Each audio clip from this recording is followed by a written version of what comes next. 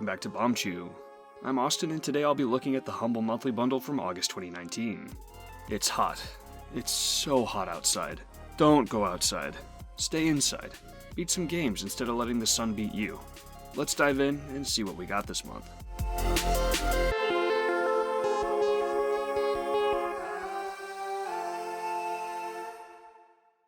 This month's Humble original is Don't Give Up, a comedic RPG about a game developer fighting personal demons.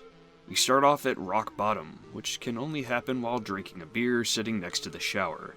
Make that 2 beers. Our hero came prepared. After a depressing scene and a dive into our hero's subconscious, we are taken a few years into the future where things seem to be better, though the main character is a bit of a cynical butthead. Things pick up quickly as we get our first full taste of combat. You start off by hurling insults at your opponent for a few rounds. Hit them where it hurts and they'll get debuffed before the real battle starts. Go overboard and they'll come at you harder. So make your insults surgical. Nothing more than necessary. Once the battle begins, you can move around on 4 squares while your enemy attacks. You want to avoid or parry attacks while shooting off attacks of your own. Break the enemy's guard and you get to take your turn to wail on them. You have a fast weak attack, a slow strong attack, and if you charge up your ultimate move, you can use that while you're on defense. It's fun and mildly engaging, though battles can feel a little long.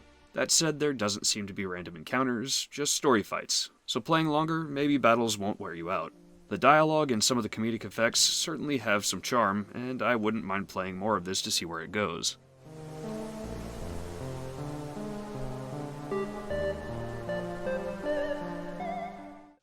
Rising Storm 2 Vietnam is the latest entry in the Red Orchestra series from the developers of Killing Floor. It's a realistic multiplayer Vietnam War shooter, aka it's a bit technical, and requires patience and strategy, which are not my strong suits. Still, after piddling around a bit, dying a lot, and starting to just follow teammates, I finally started getting some kills and capturing points.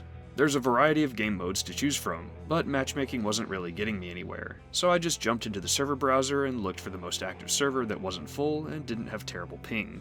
Once you're in a game, you choose a side, pick a class, and join a squad. There's proximity voice chat, where I heard some pretty hilarious chatter without the usual nasty spew I hear in a lot of other games with open chat.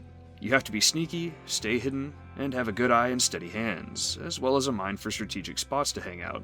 Not my kind of game, but if you like technical war shooters, there is fun to be had here, and it seems to have a small but dedicated community.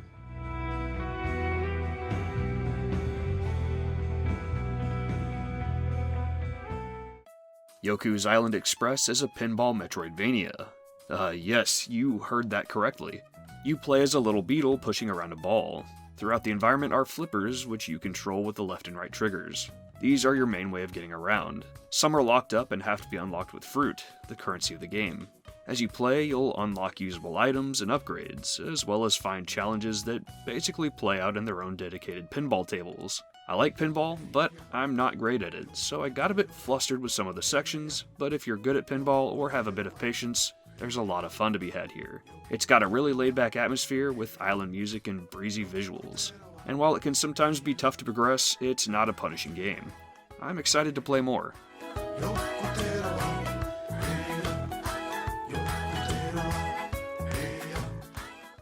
These next 2 games I covered at the end of last month's review. If you've already seen my look at Surviving Mars and Kingdom Come Deliverance, you may want to skip ahead. Timestamps for each game are listed down below.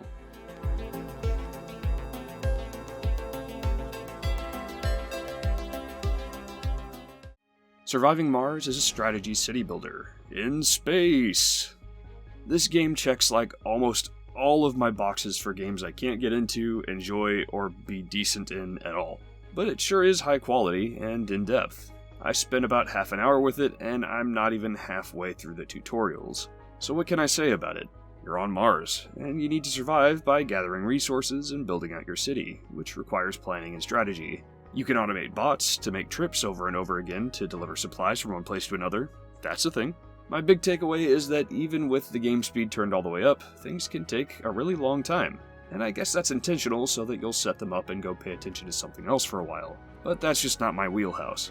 If you like city builders or strategy games, you'll probably have a grand time here.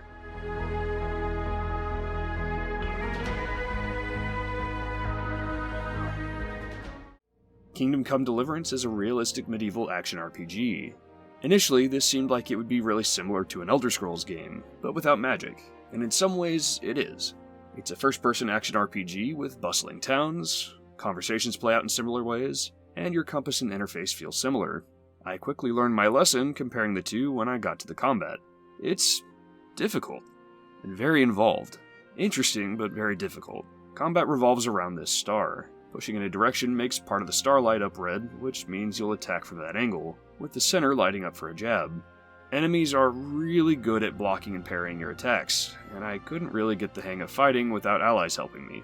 Beyond the tough combat, you have to manage hunger and sleep, as well as injuries that you take in combat.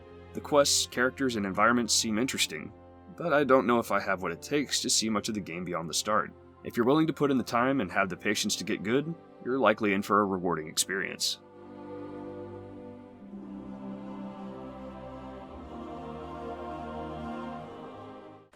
The Adventure Pals is a bright and cheery 2D action platformer. The first sign that this is going to be a super happy game is in the main character's jump. He does a flip and leaves behind rainbow confetti. Yes. Very yes. You have a giraffe you keep in your backpack who helps you slowly float down or acts as a wrench. Your dad and a bunch of other people got turned into hot dogs, and you need to go find rubies to get them back. It's all really low stakes, leaving you with a goal but never feeling distressed. Everything is so bright, cheery, and silly. The collectibles are rainbow cupcakes, which you can use to earn costumes for the buddies traveling with you. Though, things take a dark turn when you help this guy find his wife. Yeah, his wife is a pig. Literally. Kinda wish I had left well enough alone and let her escape. But, other than that, it's a bright and cheery action platformer with a little bit of RPG thrown in. And it's got co-op, which I'd be interested in trying.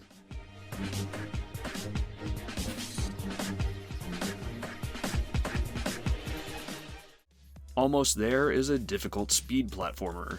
The controls are pretty simple. You can run, you can jump, you can cling to walls, and importantly, when you jump off a wall, you can jump again. This becomes important pretty quickly as you will be required to basically zigzag up single walls, with a lot of speed. At first, you just need to do simple platforming and climbing to reach the goal, but soon you have to start dealing with spikes, buzzsaws, turrets, and lasers, and maybe more, who knows. It has a vibe similar to N+, with minimalist visuals, simple momentum-based controls, and a focus on brutal difficulty and speed. Each level has 3 stars you can earn, one for beating the level, one for beating it in a certain amount of time, and one for beating it in even less time. The 3rd star can sometimes be way under, making me wonder how the hell it's intended to be achieved, but I know some crazy person out there is doing it, and I'd love to watch them. I like this one a lot. Even when levels get tough, they seem just simple enough that I know I can get it. The devil's just in the details of executing the movements correctly. If you play this one, do it with a controller. It's just not made for a keyboard.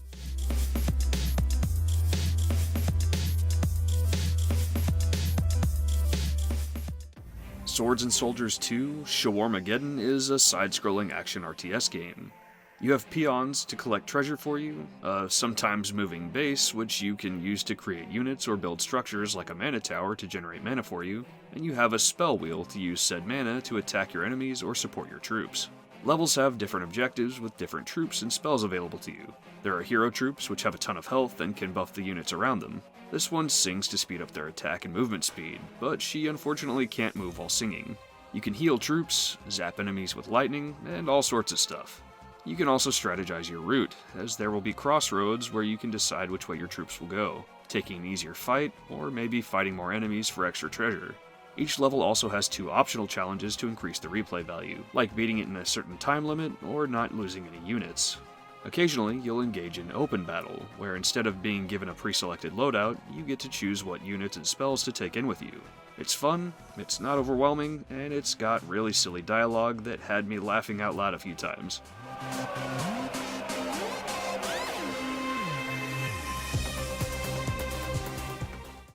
So overall, how was this bundle? While this month's Humble Original wasn't bad, I kinda wish it was something a little more out there, especially after being head over heels last month for Kind Words. The big ticket titles this month weren't really my thing, but I know there are a lot of people out there who were excited for them. The indie titles all worked out really nicely for me, and I think all the titles balanced each other out really well. That said, while I had a number of games I liked, there wasn't really anything in there this time that I'm just dying to play more of. So how much bang for your buck was there? Getting all these games at full price would cost about $161, while getting them all at their lowest sale price would be about $65.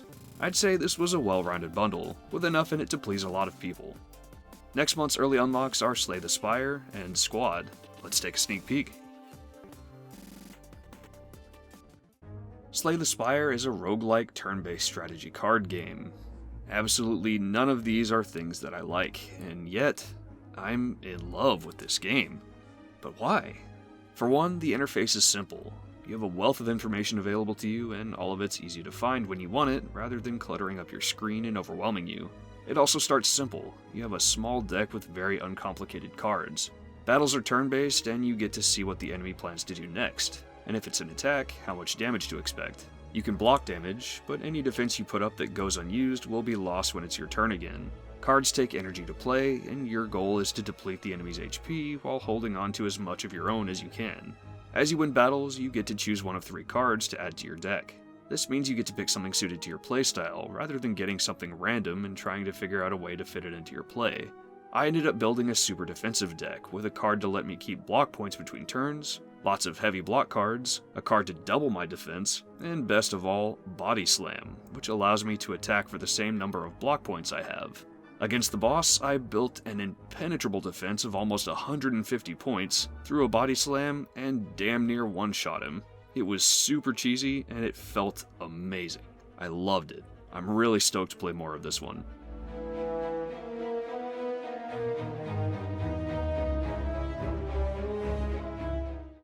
Squad is an early access, realistic multiplayer war shooter. It actually plays a lot like Rising Storm 2 from the August bundle, but with better graphics, massive levels, and a huge emphasis on squad play and communication. It's a technical shooter, so you'll have to deal with bullet drop and the like, as well as being slow and cautious and staying in cover a lot. I traveled with my squad in a match for over half an hour, and while they were calling out contacts, I never actually saw an enemy. I got shot at a couple of times, but was never able to tell where from. I got patched up, I served as moral support, but in the end, I had no real contribution to my team. At the very least, I guess I also didn't end up detracting much from them, finally taking my first death about 40 minutes in. If you like technical shooters, you may like this one. It had mostly solid performance outside of some random hitching, and maybe this vibration effect when riding in a car. Not sure if that's intentional or not. Personally, I struggle with technical shooters. This is the thinking man's shooter, and I just don't like thinking a lot when I play shooting games myself.